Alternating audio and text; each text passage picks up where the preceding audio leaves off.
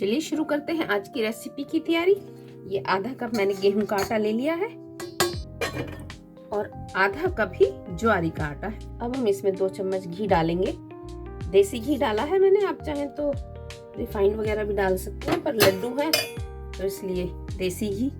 और अच्छे से इसको मिक्स कर लेंगे और फिर पानी डाल के आटा गूंथ लेंगे। इसका एक थोड़ा थोड़ा पानी डालते हुए गूंथेंगे आटा हम।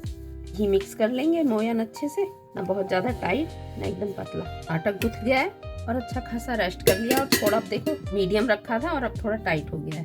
तो इस आटे के हम 4 हिस्से कर लेते हैं। रोटी के बराबर की लोइयां ले लेंगे, देखते हैं 4 या 5 कितनी बनती है। इसको ना इस तरह से इसकी मुट्ठी बनानी है, इस तरह से। और हम इनको फ्राई करने वाले हैं घी में। 1 कटोरी आटे में टोटल 6 मुट्ठी बन गई हैं। अब हम इनको फ्राई करते हैं। देसी घी हमने डाल दिया है कढ़ाई में।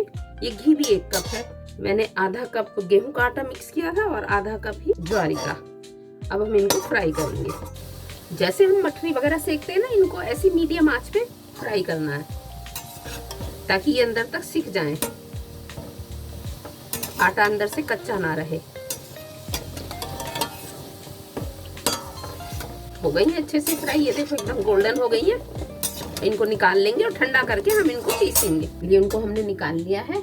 ज्वारी के आटे की जो मुट्ठियां बनाई हैं, अब हम इसी घी में ये 1 कटोरी बादाम है, इन्हें फ्राई करेंगे। और 1 कटोरी अखरोट है, ये सब मैंने नाप के लिए हैं। और 1 कटोरी ही काजू है, इन सबको हम फ्राई करेंगे।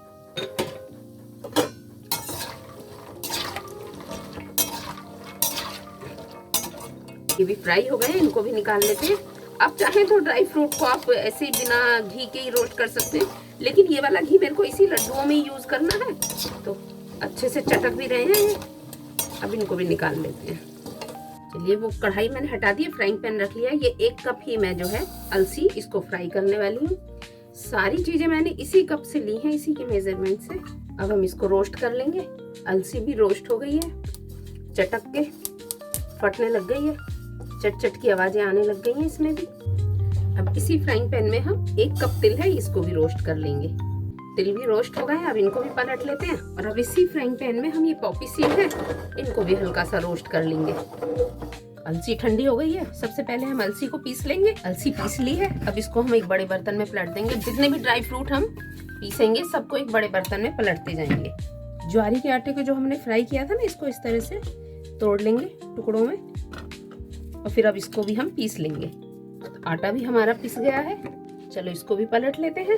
अभी ड्राई फ्रूट को हम पीस लेंगे। इनको हम थोड़ा दरदरा पीसेंगे, एकदम बारीक नहीं पीसेंगे। ड्राई फ्रूट भी हमने पीस लिए हैं और ये थोड़ा मोटा मोटा है, एकदम बारीक नहीं है। चाहे तो आप बारीक भी कर सकते हैं। अगर बारीक कर लोगे तो जिसके दांत नहीं है वो भी खा पाएगा आसानी से। तो ड्राई फ्रूट, आटा और अलसी ये सब तीनों हमने पीस ली है। अब ये तिल और पॉपी सीड है, हम ये भी इसी में ऐड कर देंगे और अच्छे से इनको मिला लेंगे। मैंने एक बड़े बर्तन में ले लिया ताकि मिलाने में आसानी रहे। जिस घी में हमने ड्राई फ्रूट वगैरह सब रोस्ट किए थे वही घी है, ये नाप कर लिया था हमने 1 कप। अब हम इसमें डालेंगे आधा चम्मच इलायची पाउडर और डालेंगे इसमें 1 चम्मच सौंठ पाउडर। और ये इसी कप से नाप कर, ये वाला कप है, ये 2 कप शक्कर है, इसको डालेंगे और एकदम मंदी आंच पर हम इसे मेल्ट करेंगे। चाशनी नहीं बनानी है, बस इसको मेल्ट करना है इसी घी में। गुड़ भी अच्छे से मेल्ट हो गया है, बस हमें और इसकी कोई चाशनी नहीं बनानी है। अब हम इसको अपने इस मिक्सचर में मिला देंगे। गैस कर रहे हैं बंद। चाशनी हम कढ़ाई से थोड़ी थोड़ी देर डालते रहेंगे क्योंकि कढ़ाई और चाशनी दोनों ही गर्म है। और इसको हम अच्छे से मिक्स कर लेंगे।